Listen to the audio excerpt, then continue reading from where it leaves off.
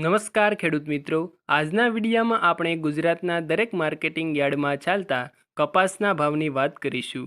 તો વિડીયાને અંત સુધી જોતા રહેજો. ચેનલમાં તમે નવા છો તો ચેનલને સબસ્ક્રાઈબ કરી દેજો. વિડીયો પસંદ આવે તો વિડીયાને એક લાઇક પણ જરૂર કરી દેજો. આજના વિડીયોમાં આપણે કપાસના એક મણના એટલે કે 20 કિલોના ભાવની વાત કરીશું.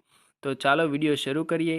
આજના કપાસના ભાવની વાત કરીએ તો જામનગરમાં 1000થી 1500 રૂપિયા બોલાયા. વડાલી માર્કેટિંગ યાર્ડમાં 1350થી 1557, અંજારમાં 1200થી 1350, બોટાદમાં 1370થી 1547, વિસનગરમાં 1200થી 1545, મહુવામાં 888થી 1445, જસદણમાં 1280થી 1500 રૂપિયા બોલાયા. પાટણ માર્કેટિંગ યાર્ડમાં 1200થી 1535, વિજાપુરમાં 1250થી 1550, ખાંભા 1101થી 1450, હારીજ 1350થી 1500, ભાવનગરમાં 1235થી 1498, બાબરામાં 1232થી 1488, માણસા 1100થી 1536, જામજોધપુર 1306થી 1506 રૂપિયા બોલાયા.